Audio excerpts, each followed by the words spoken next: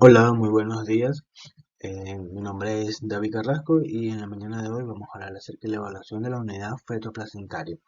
Básicamente es para conocer el estado de bienestar que tiene ese feto o ese binomio madre-feto.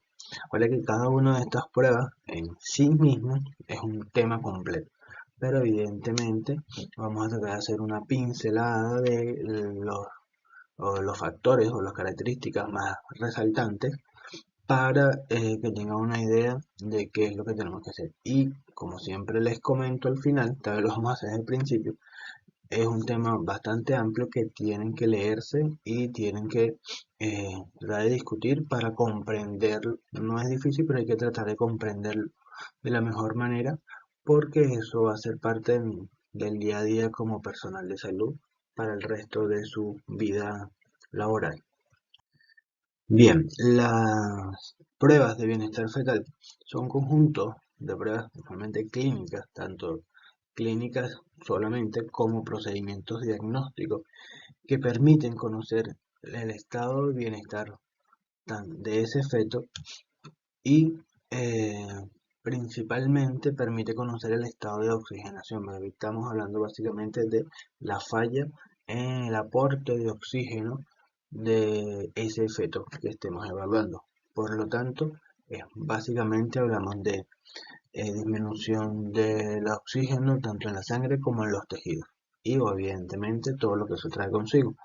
Además, es importante comentar que hay pruebas que son clínicas, netamente clínicas, y de estas hay una que es fundamental porque la hace la madre y es importante darse el tiempo para enseñarle a la madre esta prueba y el resto si lo hacemos nosotros, que es prácticamente lo que ya vimos en semiología, con algunos detalles que vamos a ver.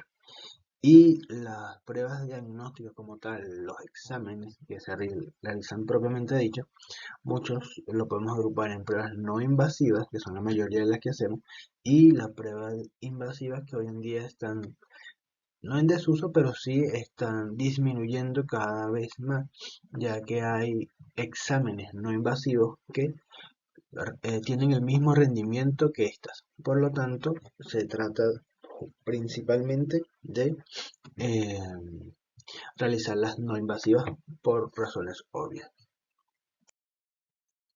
Ahora bien, cuanto a los métodos clínicos, básicamente son las funciones prácticas de lo que vimos en semiología. No solo es aprender a hacer la evaluación, sino saber para qué la podemos utilizar.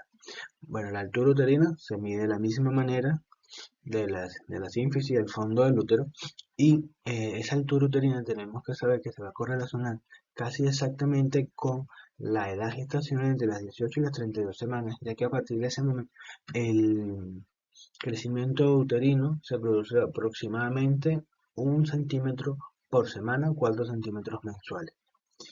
Por eso es que es fundamental hacer esa buena evaluación clínica. Lo otro es la estimación del peso fetal.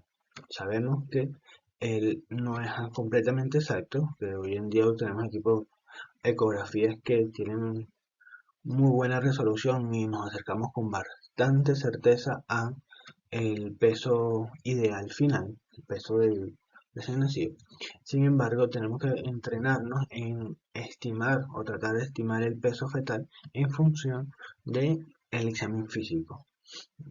Usualmente en pacientes que están en el tercer trimestre, porque eso también nos va a hacer sospechar y nos va a crear agudeza en el ojo clínico que llaman, y de esa manera podemos sospechar algunas patologías y poder agruparlas si son, por ejemplo, de bajo riesgo, de alto riesgo o hay algo que no esté eh, dentro de lo que esperamos.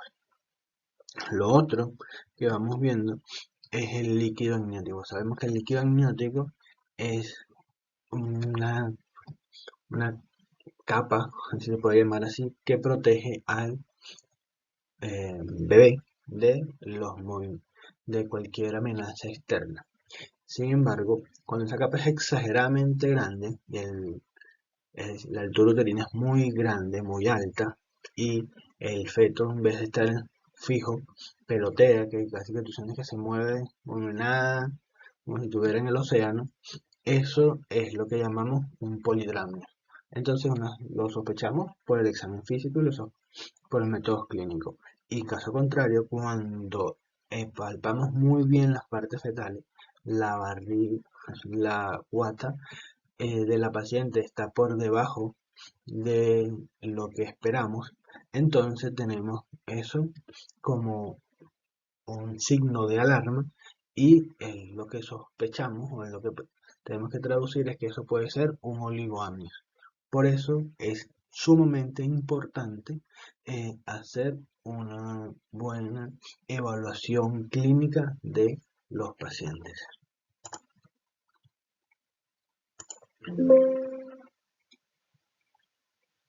Bueno, hasta aquí vimos eh, unas pruebas de bienestar fetal que son básicamente hechas por la mano entrenada del personal de salud, bien sea matrona, bien sea médico. En nuestro caso, médico evidentemente. Eh, pero es importante recordar que hay una, que como le decía al principio, que la hace la mamá y hay que darse el tiempo para tratar de entrenar a esta madre, educarla en cuanto a la percepción o la autopercepción de los movimientos fetales, porque eso es fundamental, porque de eso puede ahorrarnos muchos malos entendidos en el futuro. Los movimientos fetales usualmente son percibidos por la madre entre los 18 y las 20 semanas de gestación. Algunas de las mamás que ya tienen como algún grado de experiencia, son múltiples de 2 o 3, ya saben que eso que algunas llaman maripositas en el estómago puede ser realmente movimientos fetales, entonces eso depende mucho también de cada paciente, pero sin embargo hay que tratar de entrenar y educar a la paciente lo mejor posible.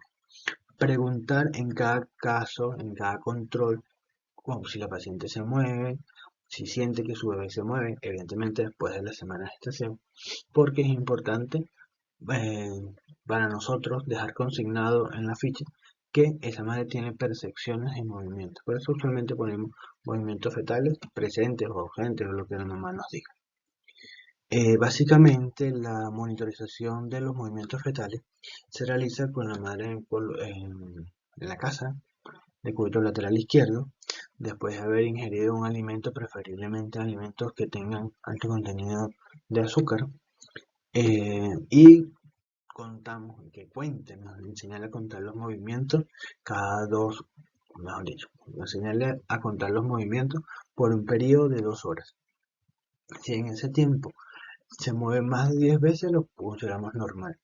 Si por el contrario, en la primera hora el bebé se ha movido menos de 6 veces, tienes menos de 6 movimientos, lo consideramos como un signo de alarma y esa mamá debe ser derivada a un servicio de urgencia donde le puedan hacer algún otro procedimiento para corroborar o confirmar el estado de bienestar fetal. Pues es sumamente importante hacer eso.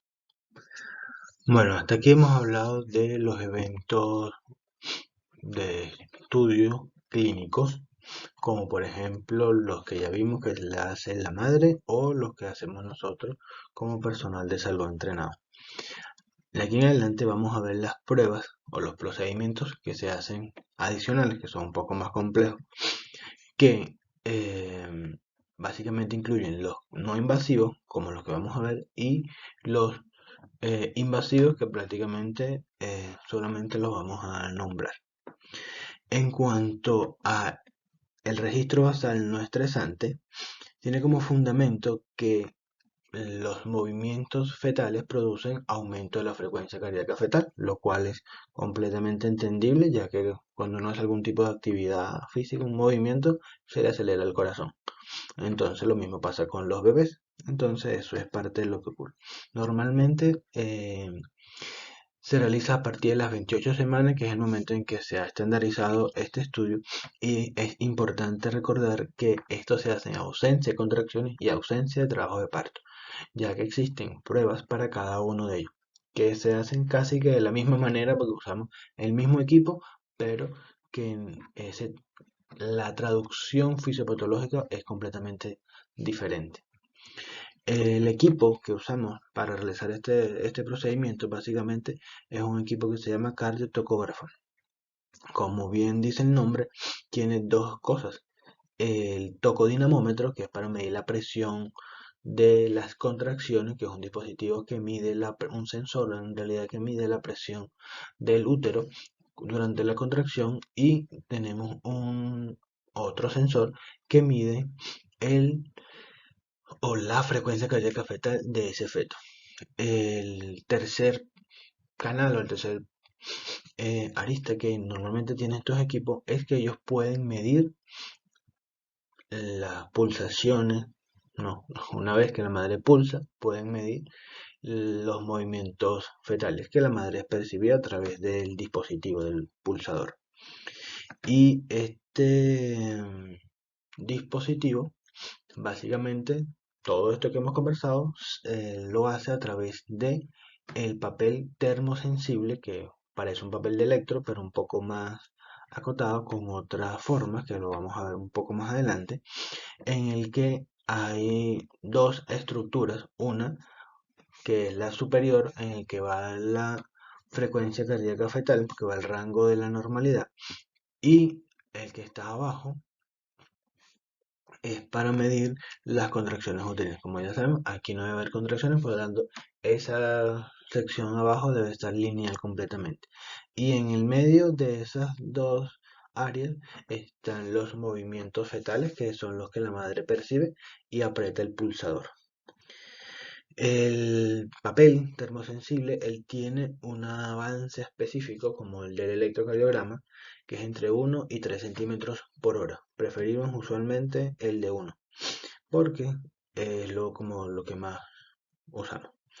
La técnica básicamente es como todos se lo deben imaginar. La paciente está en decúbito dorsal, la paciente está acostada, puede estar un poco lateralizada también, en posición de semisentada o semi-Fowler, preferiblemente en el estado postprandial, es decir, la paciente debe haber comido, y si es algo que dulce, mejor todavía, y evitar la estimulación fetal por algún otro medio, como las vibraciones otoacústicas o vibraciones acústicas en realidad, o cualquier otro tipo de estimulación de la madre hacia el bebé.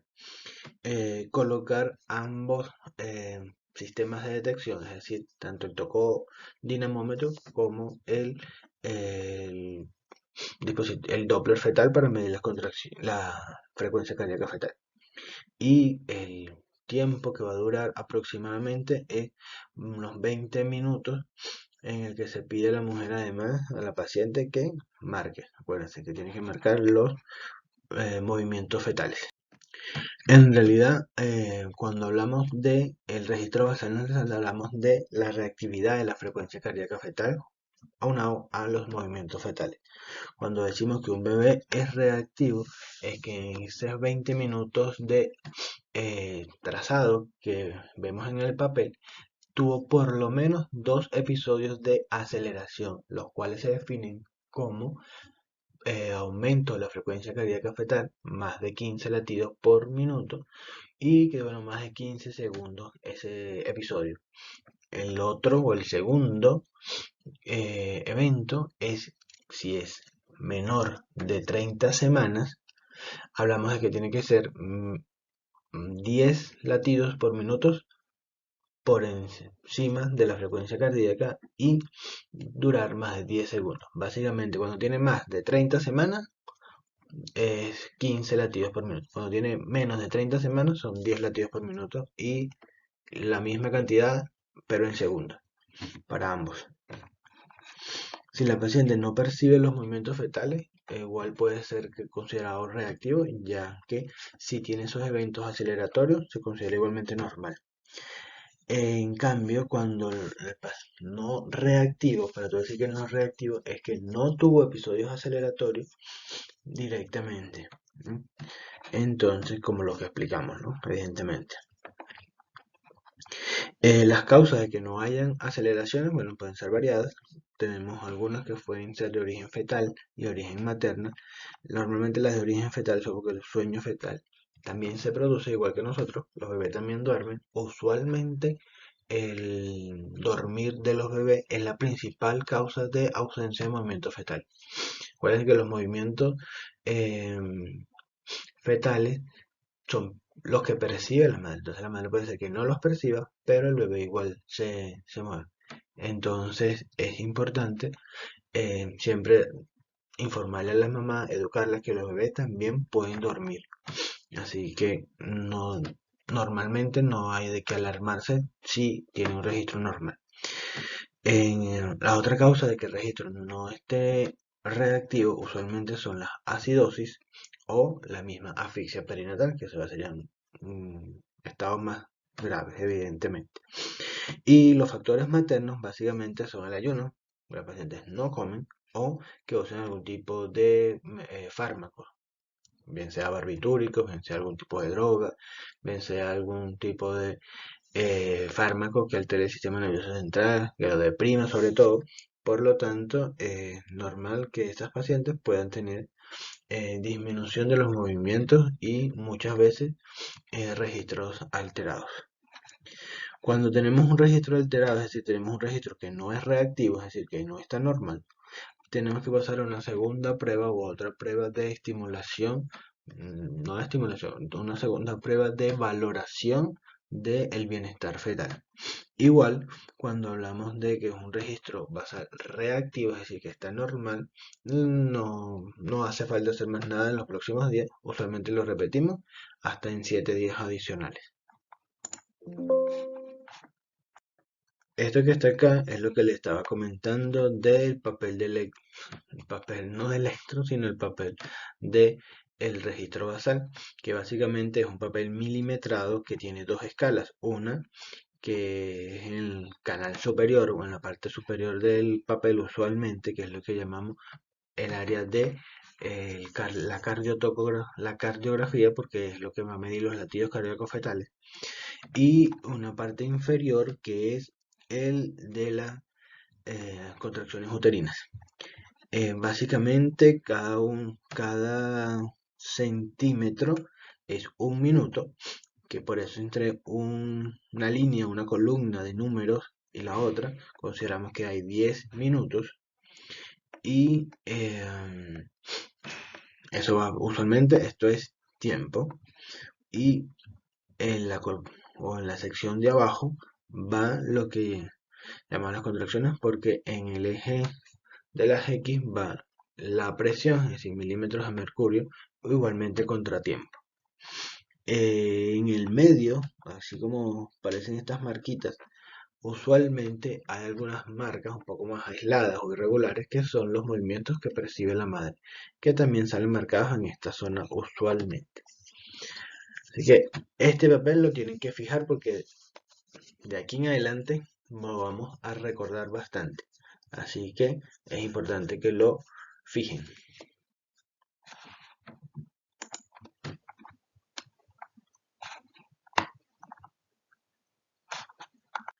Entonces, cuando hablamos del test de tolerancia a las contracciones, básicamente es ver la frecuencia cardíaca fetal, cómo se modifica en función de las contracciones uterinas.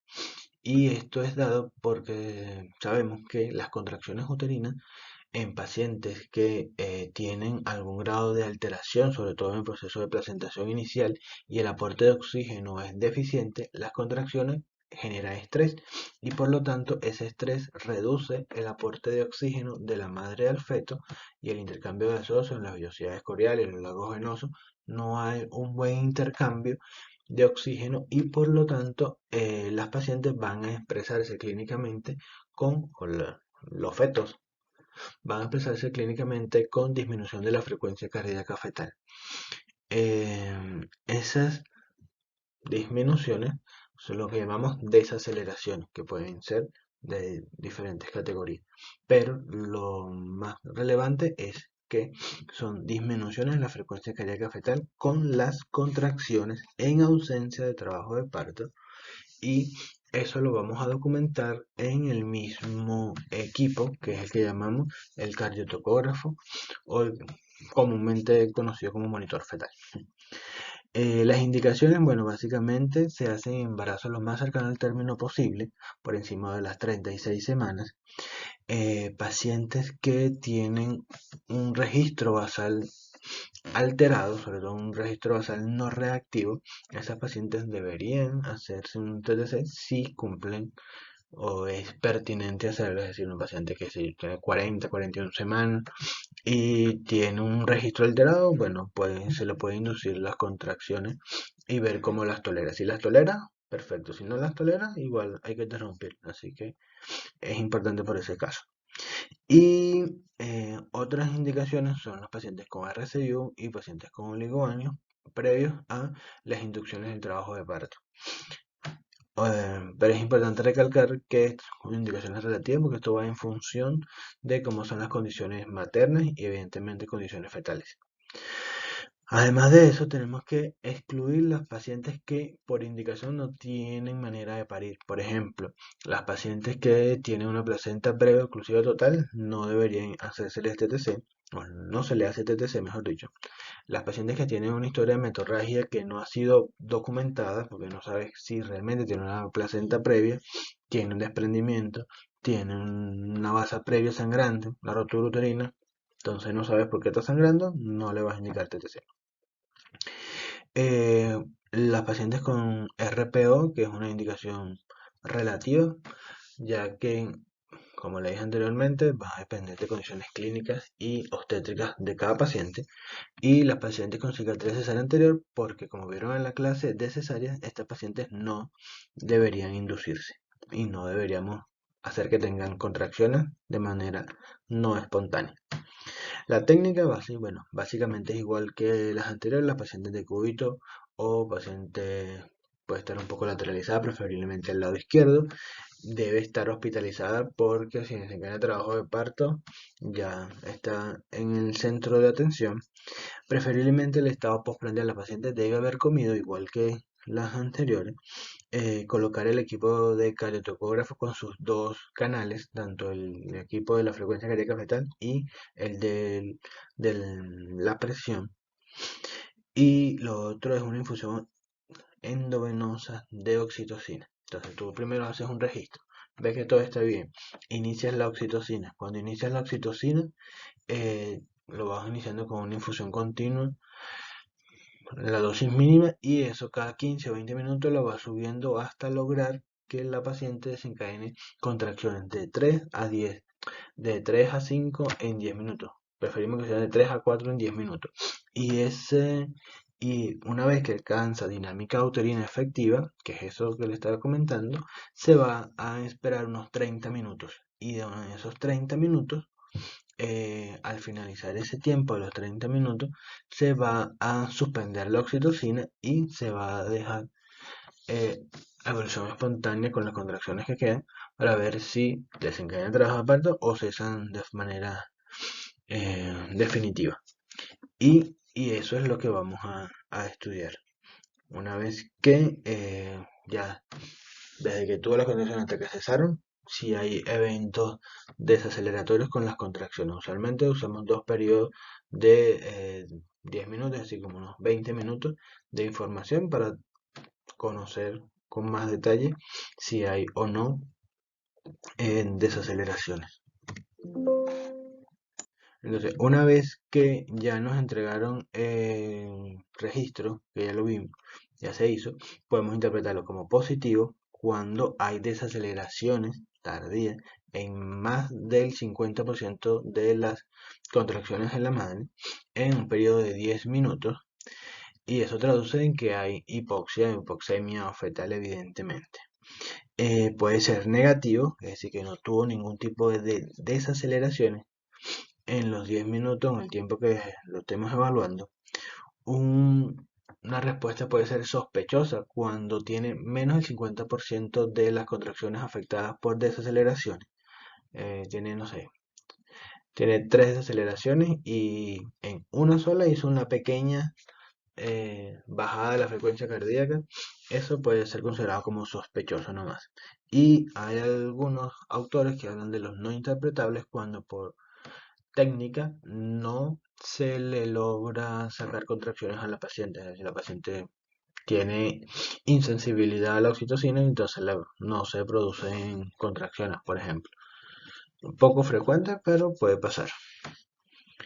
Entonces, si el TTC sale positivo, ¿qué vamos a hacer? Interrumpir el embarazo, porque el feto lo está pasando mal porque tiene desaceleración y está en estado hipóxico, no le está llegando oxígeno. Si sale negativo, la conducta es expectante, básicamente seguir evaluando, y muchos autores hablan de que pudiésemos esperar hasta 7 días para repetir otro o darle evolución espontánea nomás. Cuando el TTC es sospechoso, generalmente vamos a hacer una velocimetría Doppler adicional, una prueba Doppler, para ver cómo está el flujo de sangre de esa paciente. Y cuando hablamos de un TTC no interpretable, usualmente se le hace otra prueba, pero de las que es un poco más amplias, como el perfil biofísico fetal, o se le puede hacer la misma evaluación Doppler. El otro procedimiento importante que podemos realizar es el perfil biofísico fetal. Este estudio consta de realizar varias pruebas, o dos pruebas integradas, el registro basal y una ecografía. Básicamente lo que hacemos es medir la hipoxemia que hay en los centros reguladores del sistema nervioso central, y esta hipoxemia va a afectar las variables biofísicas que vamos a ver a continuación, como son la frecuencia cardíaca, que sería lo primero que se afecta, los movimientos o la frecuencia respiratoria, los movimientos fetales, es decir, los movimientos corporales del feto, generalmente son movimientos de extensión y flexión, y el tono, que es lo último que debería perderse, aunado a la evaluación del líquido amniótico como evento que puede ser parte del perfil biofísico o, como veremos posteriormente, puede ser considerado de forma independiente. El perfil biofísico fetal es un examen en el que tenemos parámetros biofísicos agudos y crónicos. Agudos porque van a hablar del momento en el que estamos viendo el daño, movimientos respiratorios, los movimientos corporales, el tono y la frecuencia cardíaca fetal. Y uno que es crónico, que es el líquido amniótico, porque es el más tardío que se puede comprometer y se va afectando de manera paulatina a través del tiempo. Consideramos que cada uno de estos parámetros, si están normales, se le van a asignar un puntaje de 2.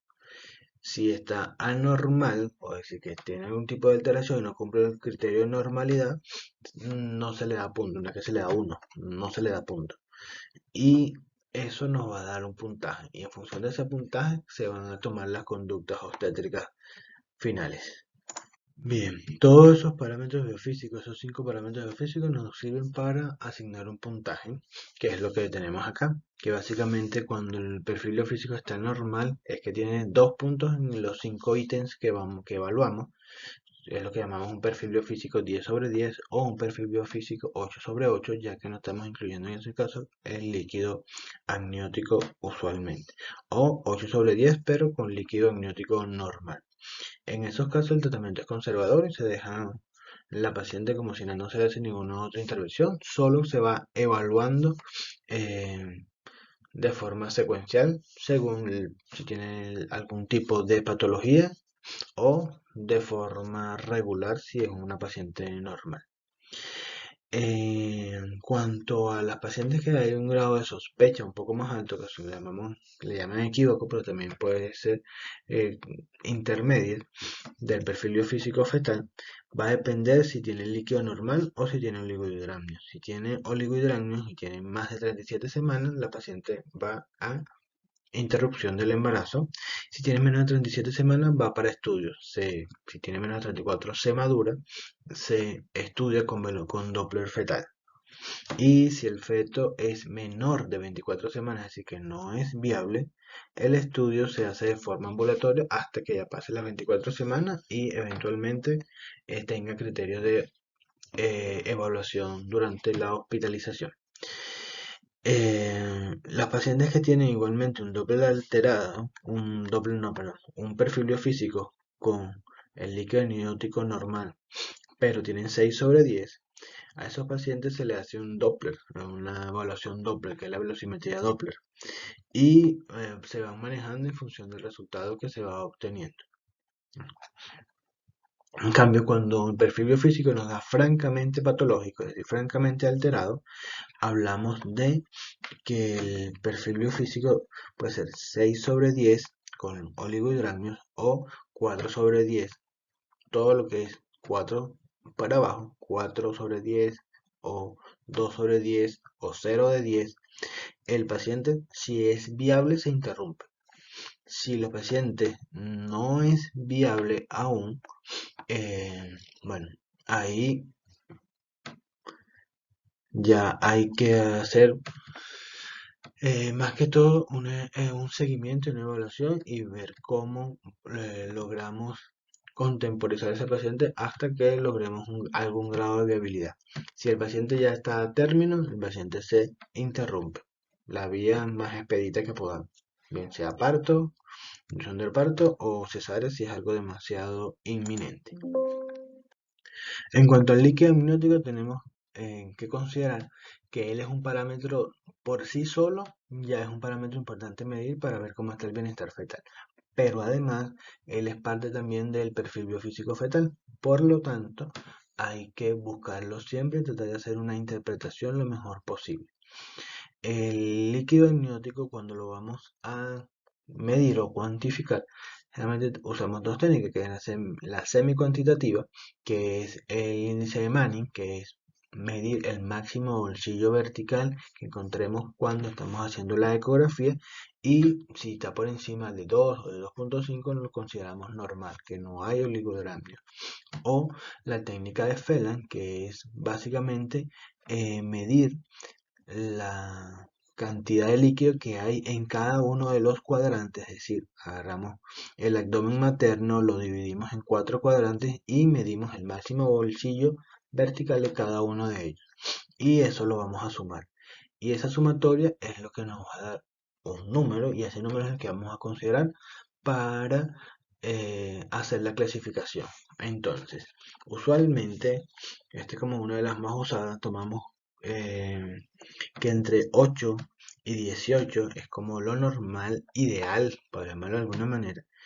Si hablamos de oligohidramios, hablamos por debajo de 5, y lo que está entre 5 y 8 es lo que vamos a considerar como normal bajo. No es que sea oligodramio, pero hay que vigilarlo porque en cualquier momento puede pasar a menos. Y el otro parámetro importante es que cuando está por encima de 25 centímetros lo consideramos como polidramios, y cuando está entre 18 y 25, al igual que el otro, lo consideramos como normal alto. Hay que estar ojo porque puede haber una patología subyacente que se está instaurando. Y hay niveles de severidad en función de la cantidad de líquido que puedas encontrar, tanto para arriba como para abajo, tanto para oligo como para polidramio. En cuanto al polidramio, tenemos que saber que es fundamental conocer las causas. Siempre hay que tratar de buscarle el nombre y apellido al polidramio. Principalmente la más frecuente es la idiopática, que no sabemos qué le pasó, pero hay otras causas que las podemos clasificar tanto en maternas como en ovulares o fetales, porque hay que tratar de siempre anotar cuál es el apellido de ese polidramio. La causa materna más frecuente es, por largo, la diabetes mellitus, y le sigue la isoinmunización RH o isoinmunización ABO, que también puede verse, pero son principalmente causadas por isoinmunización. En cuanto a las causas ovulares, tenemos el coleoangioma placentario, que es un tumor del sitio placentario, y la placenta circunvalata, que son eventos bastante infrecuentes, pero que pueden darse. Y las malformaciones fetales, que son las más conocidas, o las segundas más conocidas, después de la diabetes, sobre todo las malformaciones gastrointestinales, como la atresia esofágica. Después tenemos las malformaciones del sistema nervioso central, como por ejemplo defectos del tubo neural o la anencefalia. Las infecciosas, que acá no son tan importantes, pero en otros países en vías de desarrollo es las principales causas de polidráneo, están dentro de las principales causas, porque siempre la diabetes casi que manda. Las cardiopatías congénitas, las malformaciones de origen torácico, de origen esquelético, renal o neuromuscular.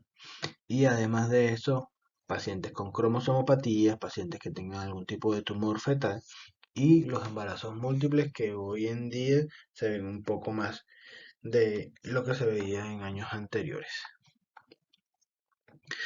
En cuanto al oligoamnios, tenemos que hay varias razones por las que se pueden producir, evidentemente, pero la más importante es, las podemos agrupar en, si son del segundo o tercer trimestre. Básicamente, en el segundo trimestre vamos a hablar de lo que es la agenesia renal, la obstrucción de la vía urinaria, otros grados de malformaciones y de malformaciones de otro origen, pulmonar o algún problema en el desarrollo tegumentario y rotura prematura de membrana, que puede ser raro, pero pueden presentarse. En el tercer trimestre, la rotura artificial de membrana sí está como una de las principales causas, porque obviamente si rompes, si se abre la llave, toda la fuente que estaba contenida se va a perder, entonces va a expulsarse todo el líquido.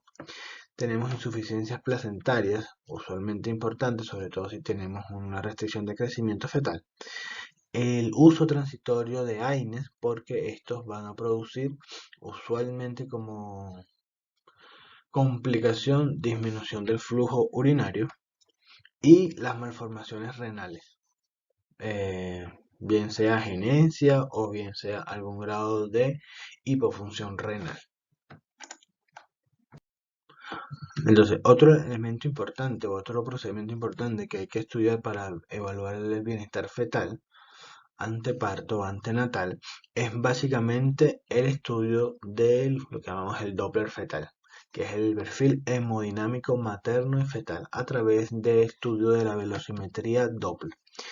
Doppler es el apellido de un señor que le dio su nombre a un cambio en la frecuencia del sonido, en la cual las ondas de sonido van a cambiar en función del receptor que la está escuchando, a partir de un emisor que puede estar en movimiento. Entonces, por ejemplo, en este ejemplo, la ambulancia con su sirena va sonando y las personas que están más lejos o la persona que la ambulancia está dejando atrás lo va escuchando más lejos, porque las ondas de sonido se van alargando, se van haciendo más amplias, la amplitud es mayor.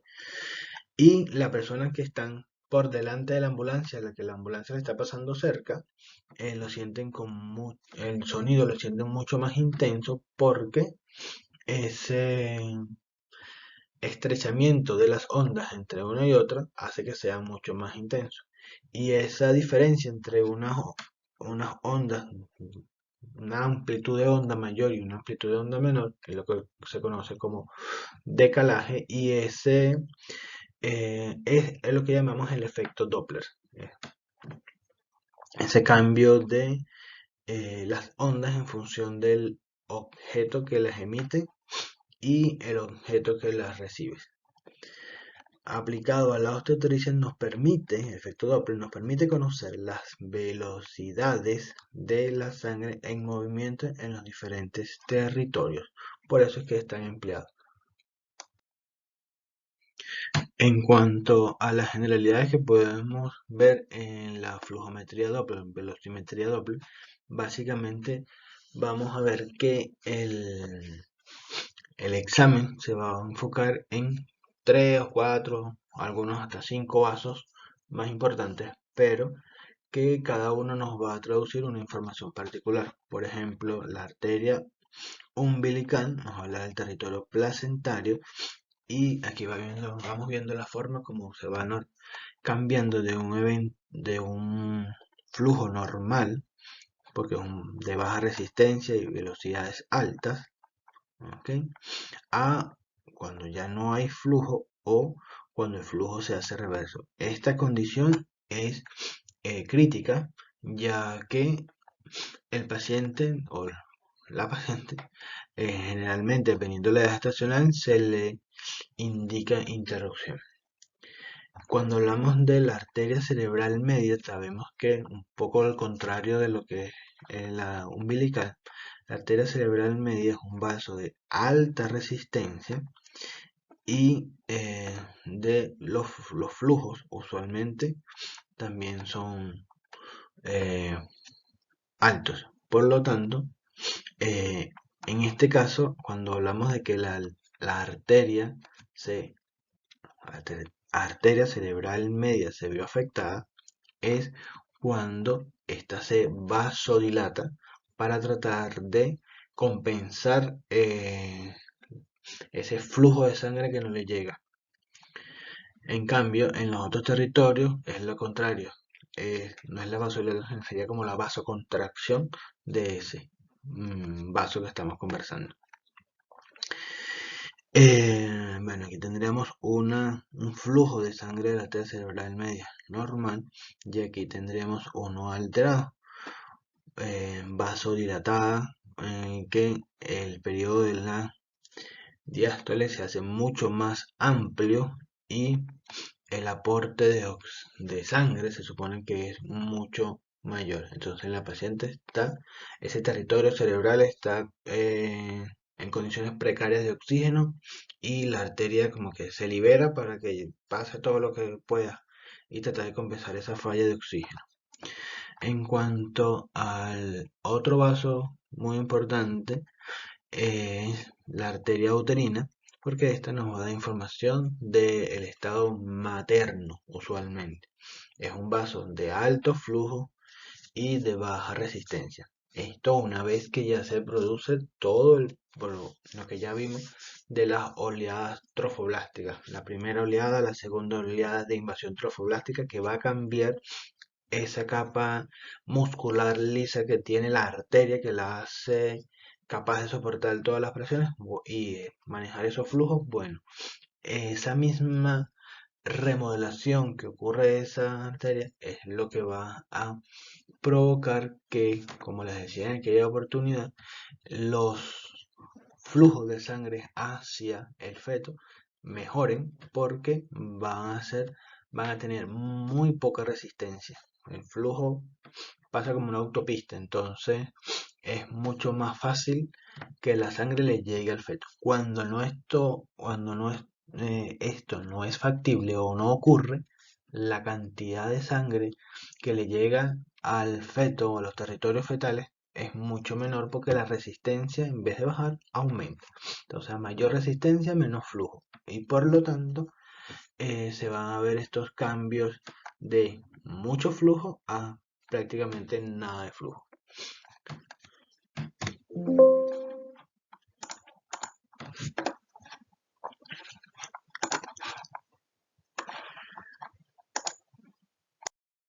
En cuanto a los procedimientos invasivos que normalmente podemos hacer para asegurar el estado de bienestar fetal, tenemos la amniocentesis y la cordocentesis. La amniocentesis fundamentalmente la hacemos con mayor frecuencia hoy en día para ver si hay procesos inflamatorios o infecciosos en la cavidad amniótica. Es una prueba ecoguiada que se realiza con medidas estériles, evidentemente, en el que a través de una punción con una aguja muy delgada, una aguja para amniocentesis, que es como la aguja que colocan en la columna para los procedimientos raquídeos, se toma muestra y esa muestra de líquido se atraviesan las capas de pared, útero, membrana, se llega al líquido, se toma la muestra y ahí mismo se envía a estudio. Y la otra que hacemos con relativa frecuencia es la cordocentesis, que es básicamente una prueba de sangre del cordón umbilical ecoguiada, en la cual se toma una muestra de ese, bajo las mismas consideraciones, estéril, con guía ecográfica y ese estudio se manda, o esa muestra se manda a estudio cariotipo, se manda a estudio de enfermedades genéticas, etc. Y bueno, eso era más o menos lo que teníamos que conversar el día. Bueno, eso es lo que le quería comentar el día de hoy acerca de las pruebas de bienestar fetal, porque existen otras pruebas que se hacen, pero ya esas son durante el trabajo de parto, que esa no era parte o el objetivo de la clase de hoy. Cualquier duda, pregunta, consulta, ya saben, como siempre les comento, en las sesiones prácticas las podemos ir aclarando. Con gusto y nos vemos en el hospital. Saludos.